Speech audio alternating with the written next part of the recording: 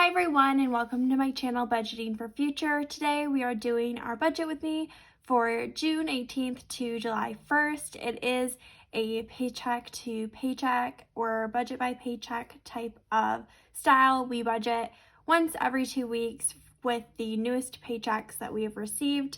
I say we because it is myself as well as my husband, and we do have one daughter who is just about a year and a half old. We are going to be shaking some things up today. We've got some new good news, and we also are getting rid of doing cash envelopes. I plan on doing a full video on it probably in the next week or so, but I'm still trying to gather all of my thoughts. With that being said, let's go ahead and just jump right into this thing. Now, the first thing that we always consider when we start our budgets is income that we have coming in to our household. We do both work full time, so my husband and myself, and then we always keep up a category for extra, anything that could be coming in that we didn't really plan for, because while I'm good at estimating what expenses are coming out, sometimes I forget when extra money is coming in. And then we also have a flexible savings account that we're withdrawing money from that is specifically allocated to help us pay for our childcare. The first of the big news is actually the first line item here. We just got word within the past few hours that my husband's pay is being adjusted at his employer. They've determined that one of the biggest reasons why we are seeing so much turnover in our company is because of people's pay. So they are trying to increase as many people as they can in terms of their pay, and it looks like he's receiving just about a 5% pay increase. So this number is extra estimated. He was also told that they'll be giving him some back pay at his new rate that he just found out today. So we're not really sure how far it's backdated till, but we do know from the past 2 weeks he should be receiving this new hourly rate. And so we're estimating that he will be receiving $1,635. Now, he is now going to make $60,000 or more a year. And on top of that, he'll be receiving just about $70 more every single paycheck. So that's been really exciting. We haven't heard anything from my management. I do make less than him at the company, but I'm in a salary position where he's still an hourly worker. So it'll be interesting to see how they determine who's in need and what departments are experiencing high levels of turnover, because my department has more turnover than his. In fact, people barely ever leave his position unless they're getting promoted. So who knows?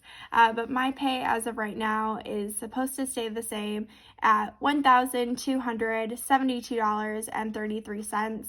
I did just start my new position at the company. I was recently promoted, so in all actuality, we've seen quite a bit of growth this year in terms of what our pay is.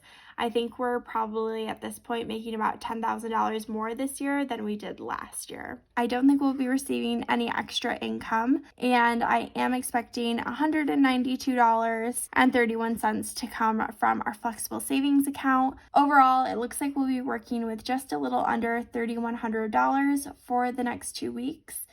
Which is a pretty good amount for us since we are all of a sudden working with a little bit more money, which is kind of cool, but definitely unexpected for sure. I literally had to redo the budget like within the past few hours and be like, all right, what are we doing? This is way different than normal. Like, what's our game plan? So we're just kind of making a little bit of adjustments, but probably not too many to get us started, especially because we don't know if my pay will change yet. Now, with this being said, the next part is typically where we list out our fixed expenses. These are any bills that we know that are coming into our lives.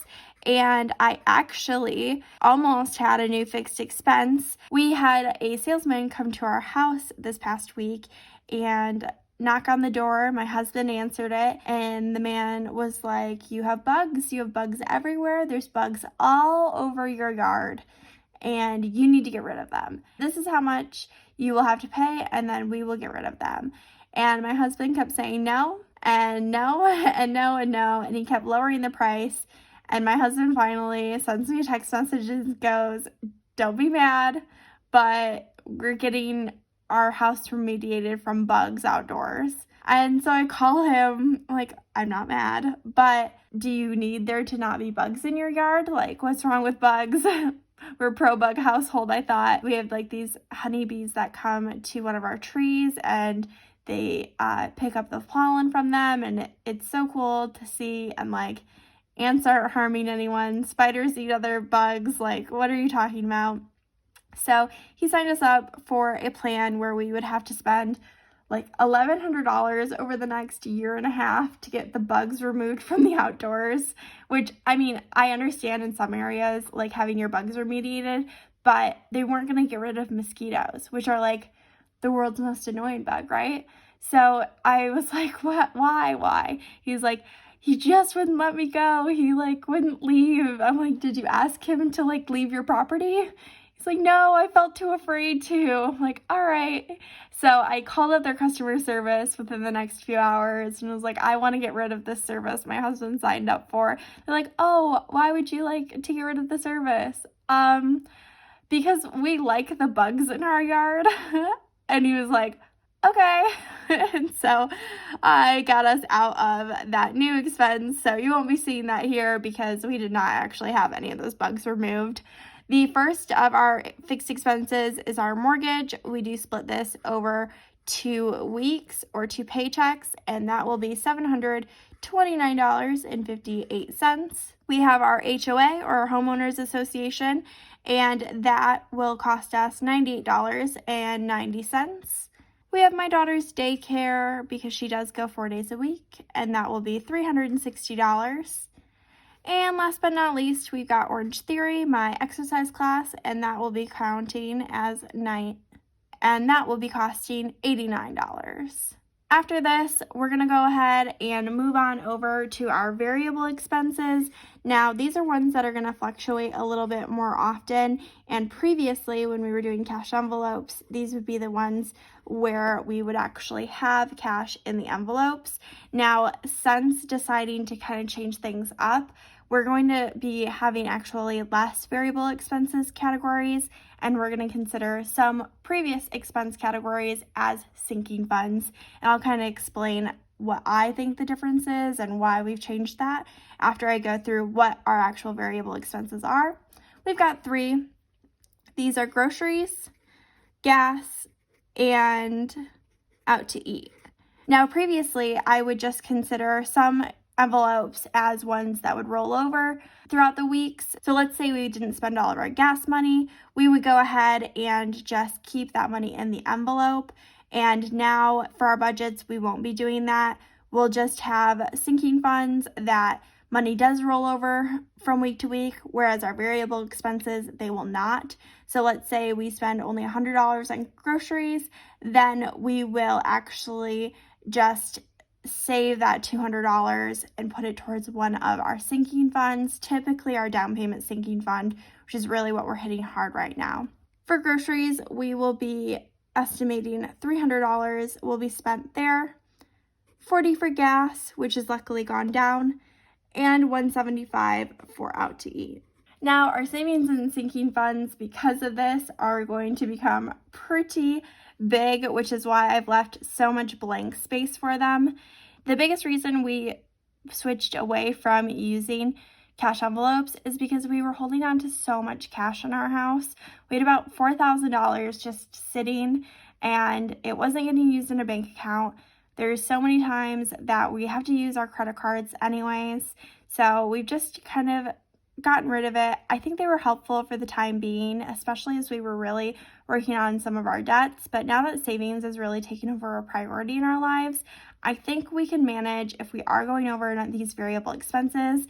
We have the money to be spending in those areas. So I'm hoping it offers a little bit more freedom for us. With that being said, I have moved our fun money envelopes or our fun money funds to our savings, because when we don't spend all of our money that are in our fun money categories, then we always roll them over. Right now, my husband has about $200 as well as my daughter, and I've got about $900. So it's definitely more of savings accounts where if we need to splurge or we're in need of, new clothes, or we see a really fun video game, these are the categories we're pulling out of, and they're allowed to just compound over time if we're not actually using our money. So we are giving ourselves, just like we used to, $100 every 2 weeks, which works really well for us.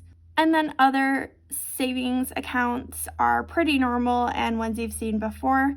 We have our phone and our pets, as well as our Roth IRA that we'll contribute to. We have Christmas and maintenance, which I can never spell right. Our vacation fund, which is definitely a priority right now. Clothing, furniture, and last but certainly not least are both our savings challenge and our down payment, which is where we try and put all of our extra money to make these zero-based budgets.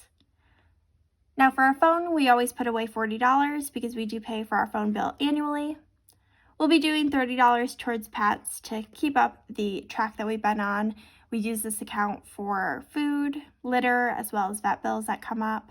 Our IRA, we are now upping to contributing right around $170 every 2 weeks, because with my new husband, I haven't gotten rid of him. I'm keeping the husband, but with my husband's new pay, we are still hoping to put 14% of our income towards retirement. So we did up that by $20 every 2 weeks to keep on track there. Christmas, we're still aiming to save $25 because that's suiting us really well. And we did decide to increase our maintenance fund. Now, I have recently been asking people, like, what do you guys spend on your maintenance, both for home and car? And I've gotten a lot of good advice there. But our fridge is no longer producing ice for us, and we changed the filter and it's not really getting better. So I think we're going to end up having to buy a new fridge this year. And so I'm just going to pad this category a little bit more until my husband finally says he's had enough and we need to buy a new one. That way we are slowly saving a little bit of money until we really need to ramp that up in order to purchase that. But I think it's going down the tube.